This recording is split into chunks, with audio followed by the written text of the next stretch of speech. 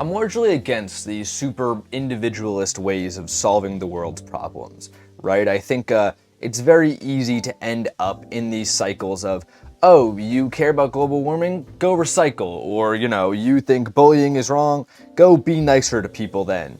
And of course, you can't ignore the fact that recycling's great. No shame if you do that. And being nice to people, we can all agree that's a good thing. But these solutions, as cool as they can be, are kind of at odds with really critiquing the world around you. You know what I mean? I think that as great as recycling it is, it can also become pretty much obsolete in its solution abilities, I guess, if you're not pairing that with the critique of like how the world works, right? I think that's oftentimes why I find these solutions to be annoying, because they end up stopping people from looking at the world around them and figuring that everything is just an individual problem, right? I don't like this. I think it can very easily go from the world has this very real problem to you are not a good person because you're not doing everything in your power about this, The famous examples, like racism is not going to be solved by all of us just going to stop being racist, you know what I mean? You need to look deeper than just individuals. However, with that being said, I do think there's a value in speaking about individual action for these things. Sometimes it can be individual action in regards to collective action, right? Like if you care about global warming, you could say you should join a local movement near you that's trying to lobby power or something like that.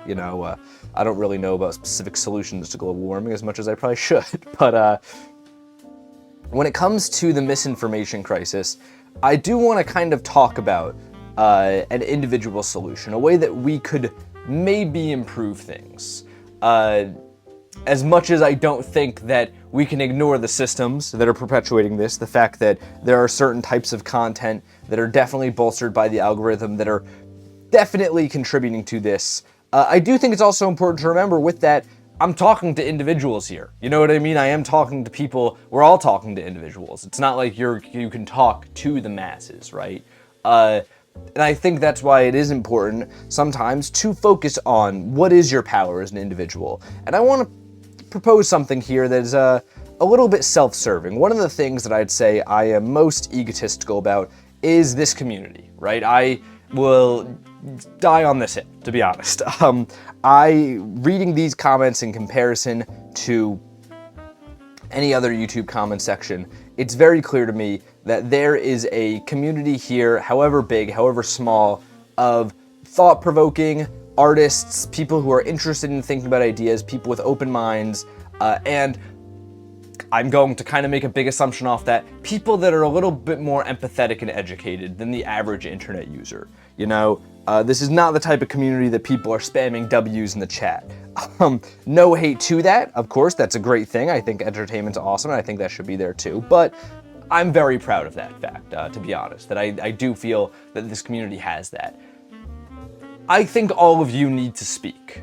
And I mean this in a very literal sense. There's that famous saying, or maybe it's a proverb, I don't know. I believe it comes out of somewhere in Eastern philosophy, where it says, those who know do not speak, and those...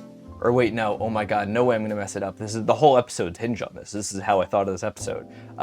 Those who do not know speak, and those who know do not speak. Or maybe it's the other way around. Those who know do not speak, those who don't know speak. You know the proverb I'm talking about. The dumb guy's talking is kind of the over-under here. That's really what the proverb's about, right? People who are ignorant tend to be louder.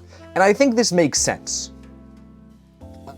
This makes sense to me because, the more educated you are, the more you know how little you know. I have read a lot of books about economics and stuff like that, and economic theory. I would never once in a million years come here and talk about it because I know I'm a terrible person to do that, right?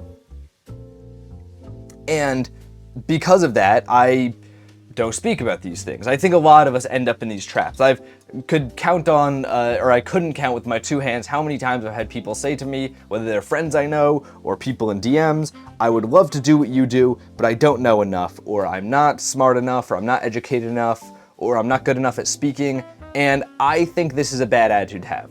One, I'm not saying I'm smart by any means, and this is kind of where this comes to, right? I don't think that this isn't me trying to be like, we are an elite cabal here and you guys need to start using your voice because you're smart. No, that's not what I mean at all. I mean,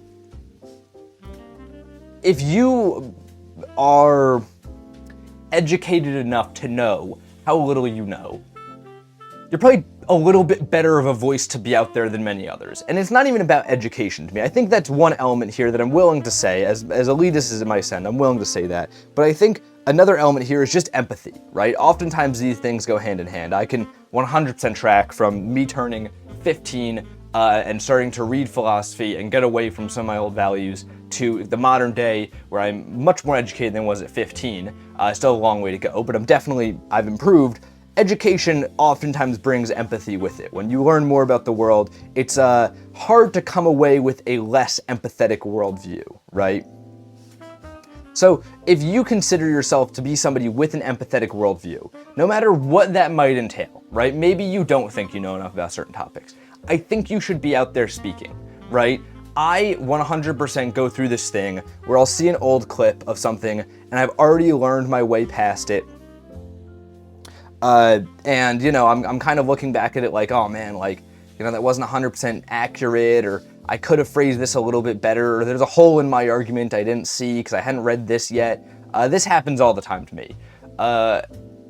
And there's a temptation there every time to be like, man, I need to get away and just like go learn more for 2 years before I ever make another video again. I think this is our issue, right? Everybody else who's just going, they're just saying the wrong thing more confidently, and it's genuinely damaging. If you believe you're saying the right thing and it's empathetic, say it confidently. No matter how unconfident you are, that is still a net good. I do think that there is, you know, obviously a much larger influx of people online who are drumming up fear about immigrants and all these stupid things with a non-empathetic worldview, right? The reason this is happening is, yes, because of these algorithms, but also because there's so many of them. Because every guy that knows more is like, no, I shouldn't speak, I shouldn't make as much stuff, I should really well research this 2-hour video essay rather than starting a podcast. And I get that temptation. I've been there too, of like, I need to make sure I'm correct if I'm gonna put it out there. You gotta stop with that. You gotta stop wanting to be perfect and just wanna put out a good message, you know? People are so focused on being right that they're letting the wrong people speak over them, and then the wrong thing just becomes reality.